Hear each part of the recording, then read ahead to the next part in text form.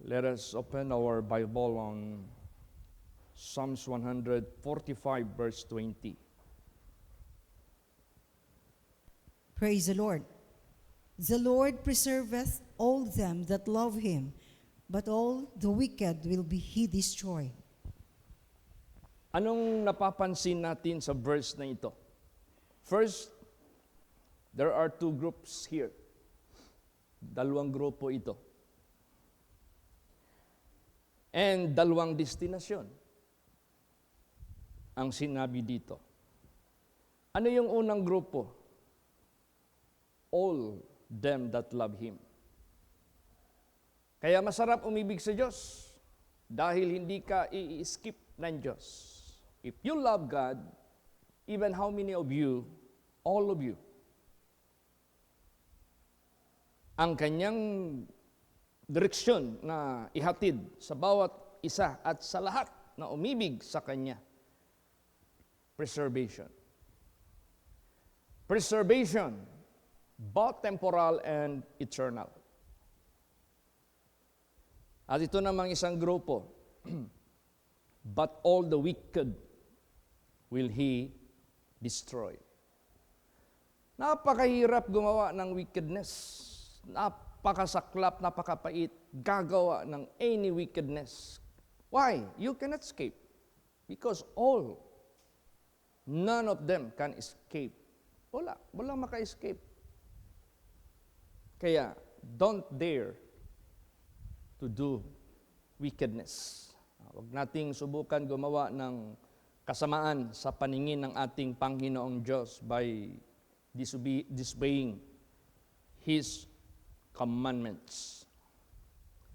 But all the wicked will He destroy. Destruction. Destruction ng kinabukasan mo sa sanglibutang ito. Tingnan mo yung mga tao na nasa prisuhan.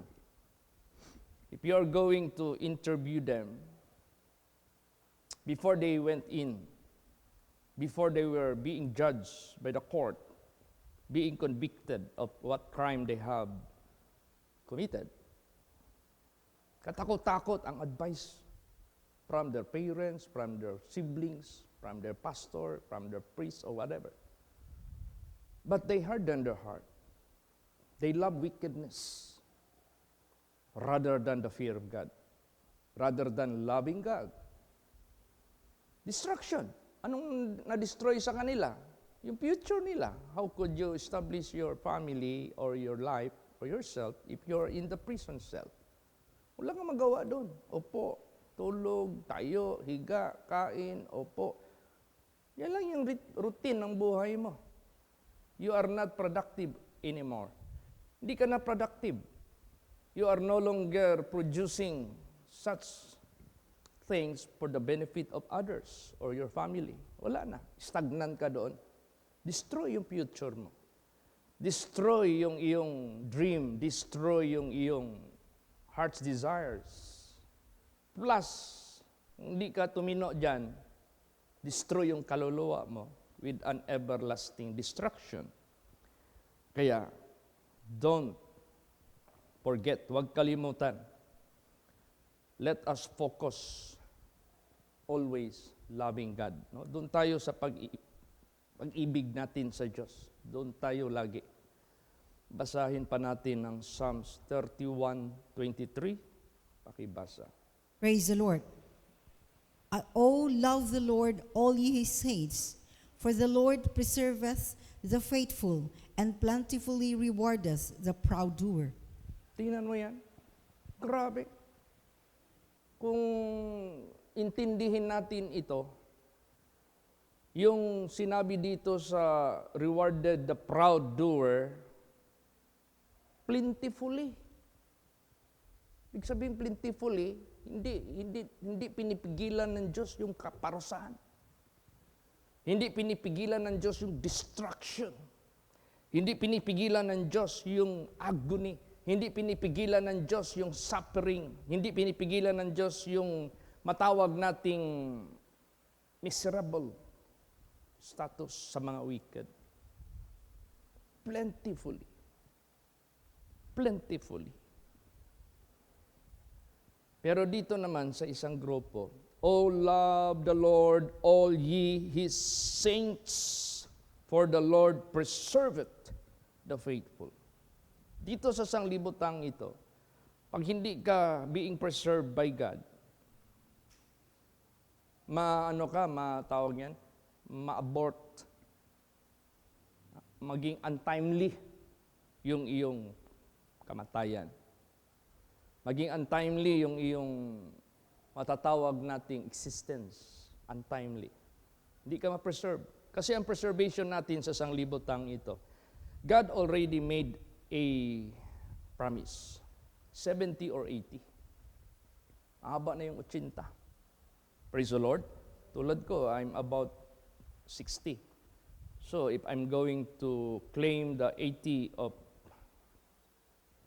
age, sa harapan ng Diyos, I have more likely 21 or 20 na lang, palagay natin, years to live. So, nabuhay ako more than half of my lifespan. Hindi na half, 3/4 na ako. So, I have 1/4 left to live. God will preserve you with all His goodness, with all His promises. Kahit temporary yan, you can enjoy it. Kahit temporary yan, you can benefit it. Plus, yung preservation ng iyong kaluluwa. That, alam mo kasi, minsan may mga nagbabiyahe na mga van, closed van na refrigerated. Kasi ang laman yan, mga goods na tinatawag na perishable. Pag sinabing perishable, these goods must be put into a frigidaire or freezer kung ito ibiyahe. So may mga closed van na generated with freezer. Pag hinuli mo yan, tapos magalit yung hinuli kasi kumpleto yung papilis mo, pilitin ka pa rin ihingian ng pera, yung pangingikil ng mga nasa authority na mga corrupt. Pag magalit yung driver, bantay ka lang.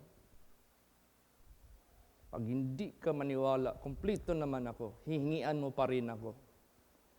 Ito ang para sa iyo. Patayin ko itong makina ng aking, iwanan ko ito, uuwi ako sa kumpanya. Pag mabulok yan, bayaran mo talaga lahat yan. Bayad talaga yung polis. Wala mang technical na pwede niyang i-charge, kumpleto man, tapos pangingikil lang. Parusahan talaga. So yung ano doon, yung goods doon, tinawag niyang perishable. Masisira yan. Pag hindi yan naka-continuous yung kanyang freezer na naka-on. Preservation is to make you last. Now, preservation within 80 years, that is already so much. You enjoy the preservation of God. Pangit man yung umabot ka ng 80 years of age, full of miserable experience, full of regrets ang buhay mo, full of pain. 40 years old ka pa, bedridden ka na hanggang nag-80 ka, para bang walang preservation sa beautiful life. Ang kaharian ng Diyos, that is the preservation of our souls. Hindi ka na ma-perish, hindi ka na mabubulok doon. Kaya, napakasarap gumawa ng yung pag-ibig natin sa Diyos. This is so rewarding. Kaya don't hesitate to love God, neither fear to love God, nor stop loving God. Wag. Parang hinayaan mo lang yung preservation na supposed to be done sa buhay mo to be canceled. Kaya in loving God, this is the most masasabi natin na pinaka-importante na magawa ng tao sa Diyos. Pag-ibig niya sa Diyos. Kaya nga, all love the Lord, all ye His saints of the Lord, for the Lord preserveth the faithful. Pero sa kabilang grupo, yung mga proud doer. Alam niyo yung mga proud doer? Ito yung mga tao na never mapasunod sa mga good counsels from God. They persist their own way of yung pananaw nila, sa sarili nilang pananaw. Because of their proud spirit, they cannot swallow their ego. Di nila kayang i-let down ang ego nila. They will persist until they are being destroyed. Hindi yung they persist until they succeed. Hindi. They persist until they are being destroyed. Parang si Lucifer, pinilit niya na ituloy yung kanyang fight against his creator, against his master, against his mentor, against his God. Di ba? He persists not to become successful, but he persists to his destruction. Iyan ang mga proud. Magaling yan sila mag-persist. Magaling yan sila magpilit sa kayang sariling pananaw. Kaya nga sinabi sa salita ng Diyos, if you do that, the Word of God says, kasi ang proud kasi, believe sila sa sarili nila, believe sila sa pananaw nila, believe sila sa kanilang idea. Kaya ang sinabi diyan, there is a way which seemeth right unto a man's eye, but the end thereof are the ways of death. Diyan sila mahuhulog. Kaya, plentifully rewarded the proud doer. So, therefore, be opposite of being proud, you must be humble. Kaya, ngayon, Pastor, what is the behavior of those who love God? And what are the behaviors of those who hate God? Yung napupuot sa Diyos. Basahin natin. Dito tayo sa umibig sa Diyos. Psalms 97 verse 10. Praise the Lord. Ye that love the Lord hate evil. He preserveth the souls of his saints. He delivereth them out of all of the hand of the wicked. Ayan. Ano ang behavior ng mga umibig sa Panginoon? They hate evil. Napupuot sila sa masama. Why? Because God says so. So they are obedient. Ano palang sinabi ng Diyos? Amos chapter 5, hate evil. So pag ikay umiibig sa Diyos, you keep His commandments. Hindi pwede na you introduce yourself as a loving person of God, and yet you don't hate evil. You're a liar in the eyes of God. Kaya yung mga tao na mga hypocrites, na magaling magsalita, umiibig dyan sa Diyos, and yet they don't hate evil, wala yan. Proud pa rin yan sa harapan ng Diyos. Kaya sinabi dito, ye that love the Lord hate evil. He preserveth the souls of His saints. He delivereth them out of the hand of the wicked. Why? Why? Na meron kaagad ang Diyos na promise to deliver you from the hand of the wicked. Because God did foresee that the wicked will hunt you out of envy. The wicked will hunt you out of His anger, na hindi niya natatamo yung promise ng Diyos na natutupad sa buhay mo because He refused to obey. He refused to decline His own way. Proud nga eh. Siyempre, pag sinabing proud, hindi mo pwedeng baba yan. Mahirap mong ipababa yan. Kung ibaba mo man yan, baka lulusot yung paa doon sa ilalim ng lupa kasi hindi yan mag-bend. Tisar pa rin yan. So, kaya, salamat tayo sa Diyos. Kahit anumang nangingit-ngit man ang ngipin ng kaaway natin sa inggit laban sa atin, meron ng programa ang Diyos. I-deliver ka ng Diyos from their hand. Kaya, therefore, to love God is secured. To love God is preserved. To love God is blessedness. To love God is depended by God. Dipinsahan ka ng Diyos. Kaya masarap mag-ibig sa Diyos. Pero prove it that you really hate evil. I-prove mo yan na talagang kinapuutan mo alinmang kasamaan na posibleng magtitempt dyan sa iyo. Kaya, praise the Lord. He is the same yesterday, today, and forever. Hindi natin pwedeng sabihin, Lord, Pastor, the message that you have given this morning, remember, that was during David's day. And approximately, there were thousands of years that passed already. That might no longer effective. Hindi po. Bakit? Basahin natin. Exodus 20 verse 6. Praise the Lord.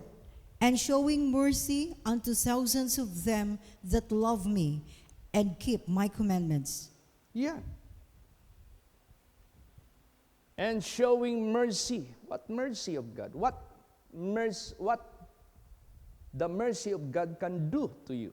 What can the mercy of God do to anyone? Hindi yan basta-basta. Alam mo yung mercy? Ano yan eh? Loaded with favor. Loaded with kindness. Loaded with goodness. Loaded with all the benefits. Yung mercy ng Diyos, hindi yan basta-basta. Hindi lang yan basta it can be described with a single word. No. That can be described with so much positive things, with so much good benefits. Pag ang mercy ng Diyos, ibibigay sa kanila o kanino man. Tapos, ano ang direksyon? Doon niya ibibigay sa mga umiibig sa Kanya. How many? What is the slot or the limit? Wala. Sinabi dito, and showing mercy unto thousands. Why thousands? Thousands na sinabi dyan sa Bible, this is the number that is considerable as innumerable. Innumerable. Bakit? Hindi pa na-create yung vocabulary na word na million. Hindi pa na-create yung billion. Hindi pa na-create yung trillion. But once it is being said, thousands. Because billion, trillion, quadrillion, that composed of many thousands. Praise the Lord. This is innumerable. And showing mercy unto thousands of them that love me. Or, pwede din nating sabihin na dahil sa kaunti lang ang marunong umibig sa Diyos, baka ito lang talaga, 1,000 lang talaga. It never reach so much as what nakikita na natapapahamak sa mundong ito, na napakarami. Kaya, magsikap po ang bawat isa. But the chance is for all. Para sa lahat. Showing mercy unto thousands of them that love me and keep my commandments. Hindi pwede na love me and don't keep my commandments. Kaya nga sabi ni Jesus, he who hath my commandments, he it is that loved me. And he who loved me, I will manifest myself unto him. And he shall be loved of my Father, and I will love him also. O, ibig sabihin yan, you are not away, you are not separated from your Creator. Ang sarap talaga, umibig sa Diyos by keeping His commandments. Let us promote this. Let us enjoy the keeping of His commandments. Kung ang mga masasama, they are enjoying drunkenness. They are enjoying lustful acts. They are enjoying committing fornications. They are enjoying committing adulteries. They are enjoying committing all the lust of the flesh, lust of the eyes, and the pride of life. Sa mga righteous, ibahin natin. We are enjoying keeping the commandments of God. Praise the Lord.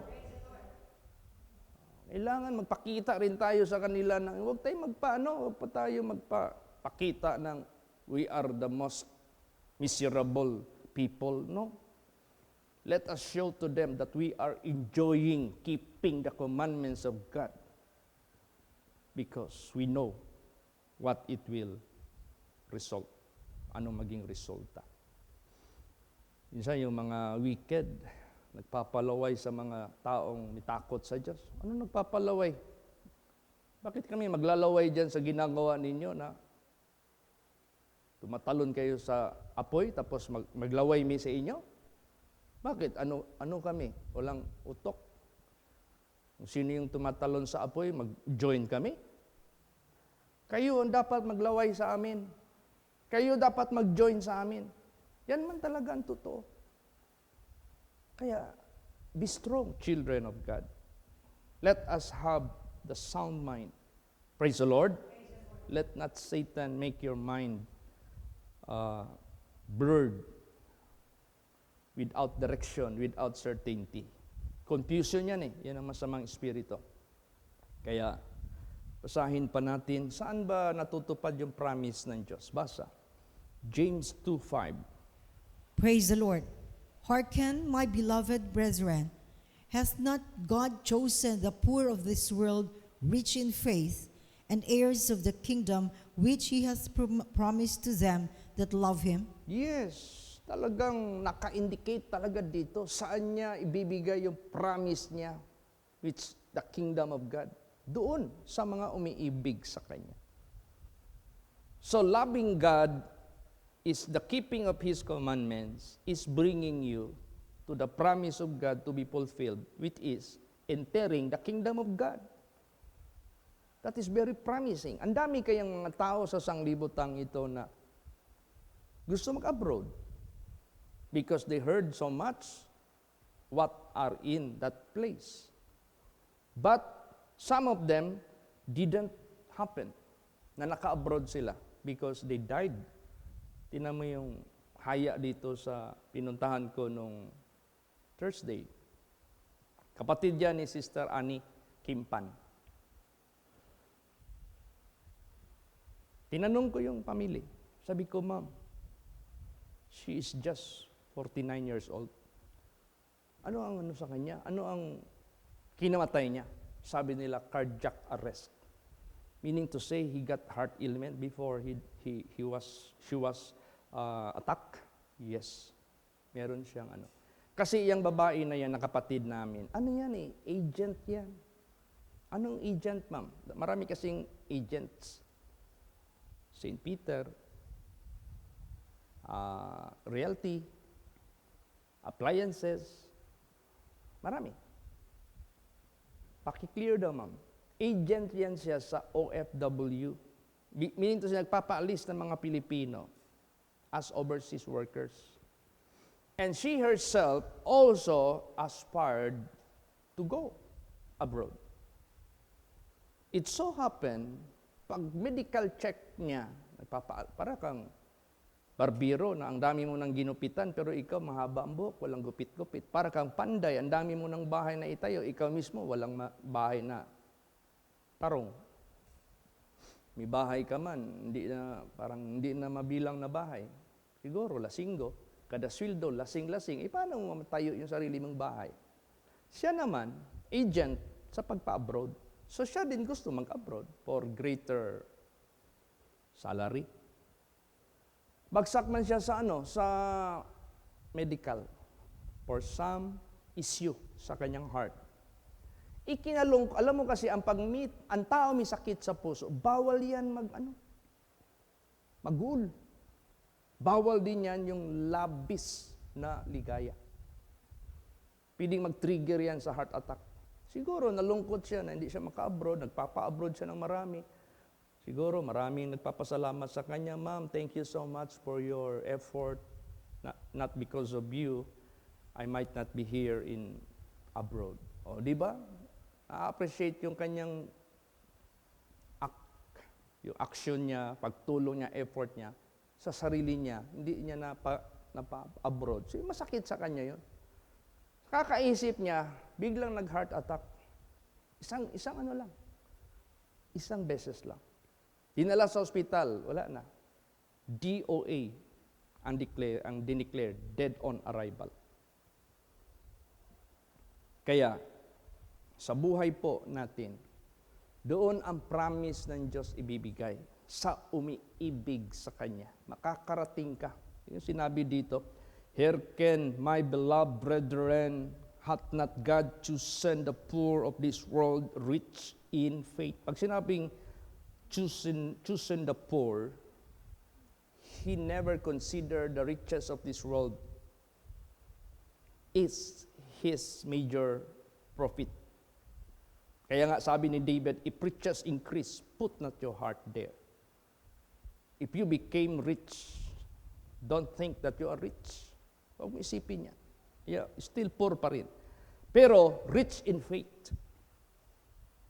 Yung pananaw mo nandoon sa eternal, yung pananaw mo nandoon sa lasting things, ang pananaw mo nandoon sa mga promises ng Diyos after here sa sanglibotang ito. And heirs of the kingdom which He hath promised to them that love Him. O di ba? Doon naka-focus sa mga umiibig sa Kanya, yung promise niya na maging heirs sila sa kingdom niya. Napakasarap umibig sa Diyos.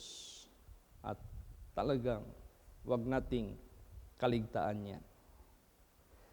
Dito naman tayo sa preservation. Basahin natin.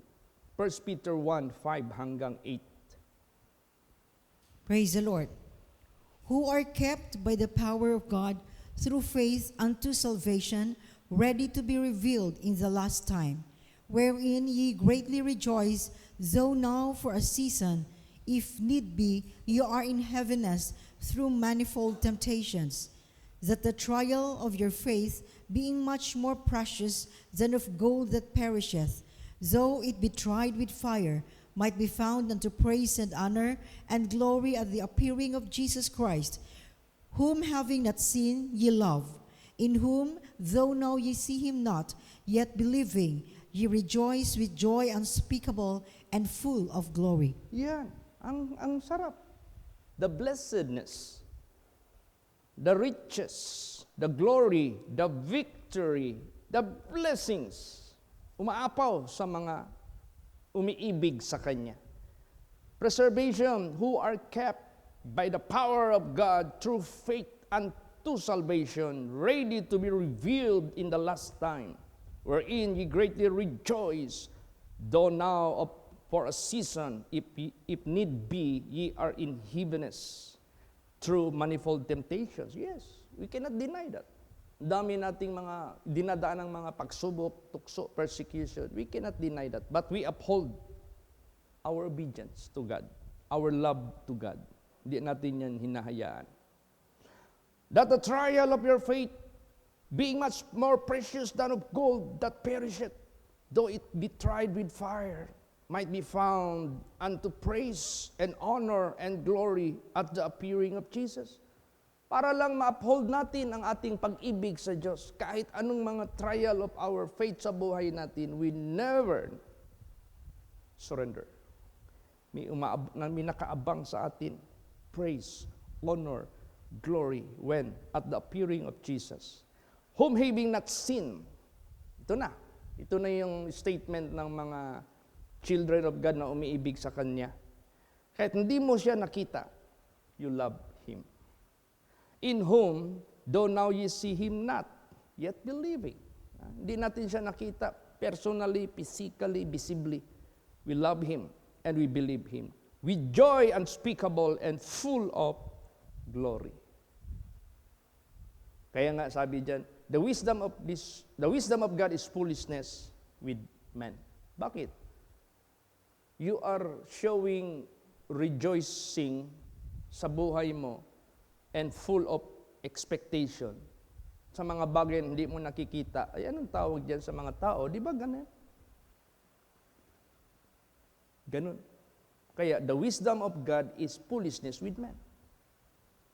Samantalang ang wisdom of this world is foolishness with God. Bakit? What is the wisdom of this world? Grabbing, taking advantage of the things that are useless. Vanity. So in the eyes of God, they are just gathering so much increase of riches which they cannot bring with them.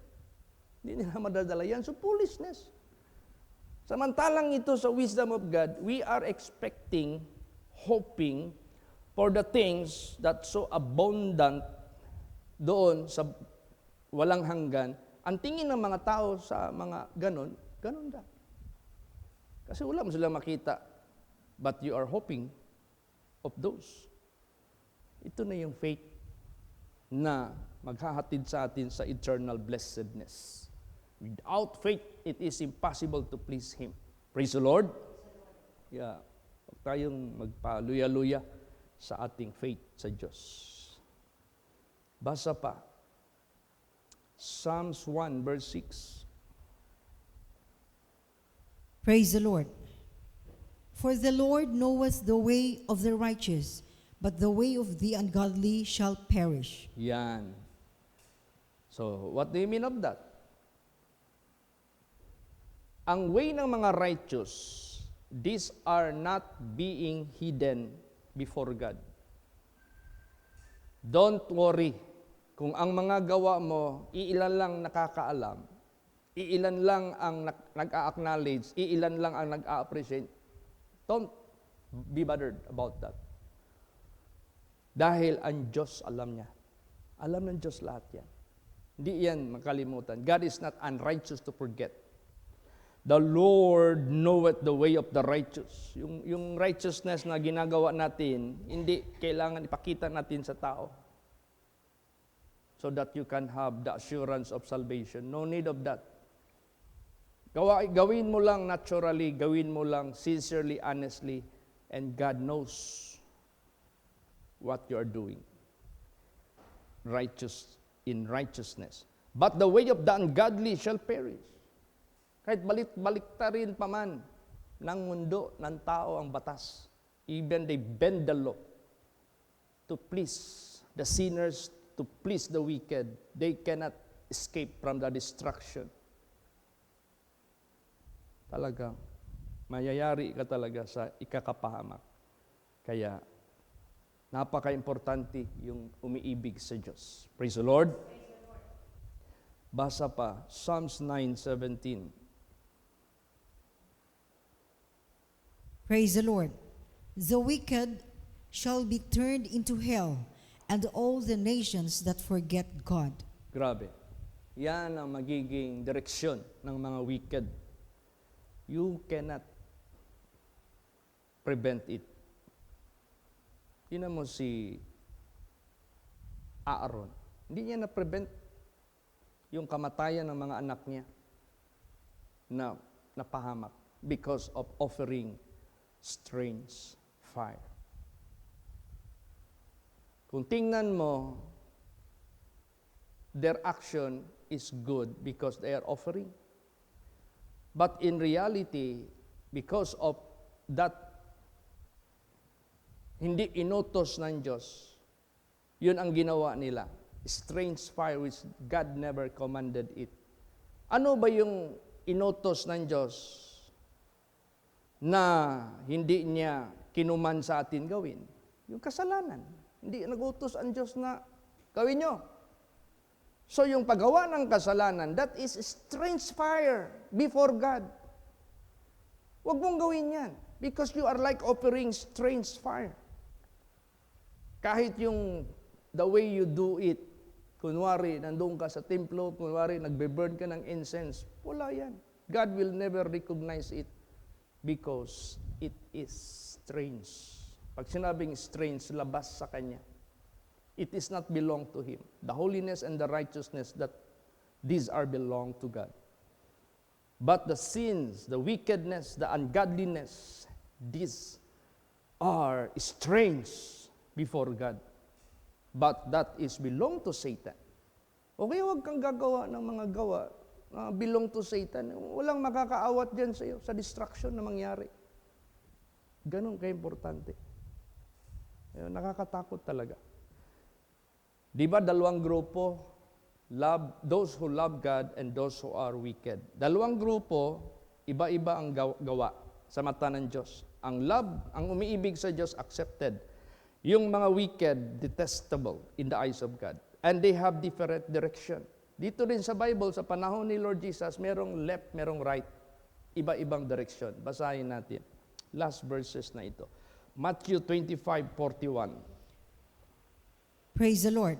Then shall he say also unto them on the left hand, Depart from me, ye cursed, into everlasting fire, prepared for the devil and his angels. Oh, di ba? Sa verse 34. Then shall the king say unto them on his right hand, Come ye, blessed of my Father, inherit the kingdom prepared for you from the foundations of the world. Yan. Praise the Lord. Kawawa, no? Yung nasa left hand, sila yung mga cursed na papatawan ng Diyos ng everlasting fire na kung saan hindi man sana gihanda yung wa man ta ni giandam sa Ginoo ning kalayo sa impyerno para sa tao. Para man ni sa mga fallen angels. Pero kung muduyog ka sa mga binuhatan sa mga fallen angels, i-appeal na lang ka dito sa Diyos. These are not being intended for human. This is being prepared for the fallen angels. But if you provoke God to anger, mag-persist ka pa rin sa iyong proud spirit, ayaw mo magpakumbaba, ay isasama ka talaga doon. Iuban yung ka dito. Prepared for the devil in his angels. See? You see? Yun yung left. Iba ang kanilang destination. Dito naman sa verse 34 of Matthew 25, Then shall the king say unto them on his right hand. Sa atin pa, yung mga disobedient, pagdating ng judgment day, hindi ka pwede na. Pwede akong magtalon doon sa kabila. Pwede akong magsingit doon na mabilong ako doon sa right. Kasi nandito ako. Hindi na. You cannot do that. Wala ka ng option.